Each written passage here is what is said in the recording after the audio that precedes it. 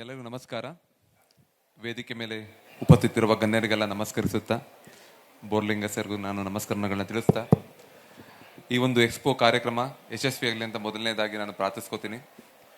Real estate expo ಕೆಲವೊಂದು ಬರೀ ಮನೆ ಮಾತ್ರ ಅಲ್ಲ, ಒಬ್ಬರ ಜೀವನ ಪರ್ಯಂತ ಪಟ್ಟ ಶ್ರಮ, ತಮ್ಮ ಸ್ವಂತ ಸೂರನ್ನ ಮಾಡಬೇಕು ಅನ್ನೋ ಕನಸು, ಅವರ ಕುಟುಂಬದ ಭದ್ರತೆ ಮತ್ತೆ ಭವಿಷ್ಯ ಎಲ್ಲವನ್ನ ಒಳಗೊಂಡದ್ದು ಒಂದು ಮನೆ.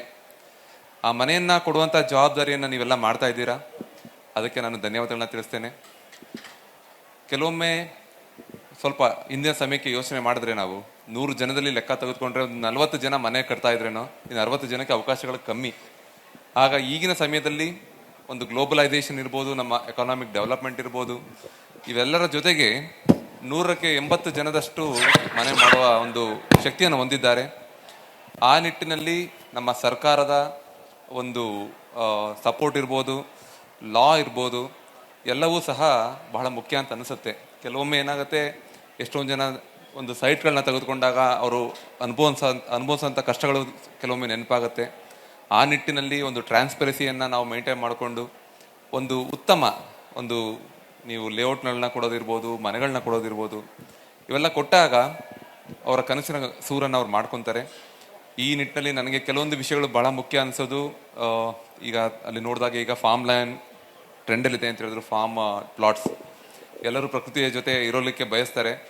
ಸೊ ಸೆಲ್ಫ್ ಮೇಂಟೆನೆನ್ಸ್ ಮಾಡ್ಕೊಳ್ಳುವಂತಹ ಶಕ್ತಿ ಇರುವಂತಹ ನಮ್ಮ ನೇಟಿವ್ ತಳಿಯ ಮರಗಳನ್ನ ಹಾಕುವಂಥದ್ದಿರ್ಬೋದು, ರೈನ್ ವಾಟರ್ನ ನಾವು ಹೇಗೆ ಸೇವ್ ಮಾಡಿ ಅದನ್ನು ಮತ್ತೆ ಮರುಬಳಕೆ ಹೇಗೆ ಮಾಡ್ಕೋತೀವಿ, ಅದು ಬಹಳ ಮುಖ್ಯ. ಯಾಕಂದರೆ ಮುಂದಿನ ಸಮಯದಲ್ಲಿ ನೀರಿನ ಅಭಾವ ಆಗುವ ಭಾಳಷ್ಟು ಮುನ್ಸೂಚನೆಗಳಿದೆ ನಮ್ಮ ಹತ್ರ.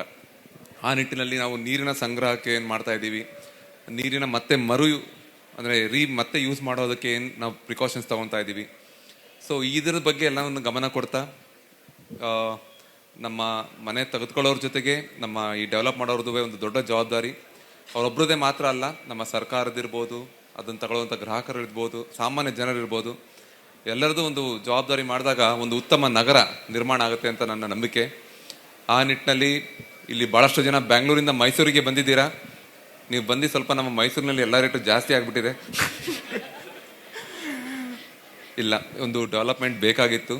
ಸೊ ಕೆಲವೊಮ್ಮೆ ನಮ್ಮ ರಿಕ್ವೆಸ್ಟ್ ಇಷ್ಟೇ, ಮೈಸೂರಾಗಿರೋದಕ್ಕೆ ಭಾಳ ಇಷ್ಟಪಡ್ತೀವಿ. ಸ್ವಲ್ಪ ಬೆಂಗಳೂರದು ಹತ್ರ ಹೋಗ್ತಾ ಇದೀವಿ ನಾವು.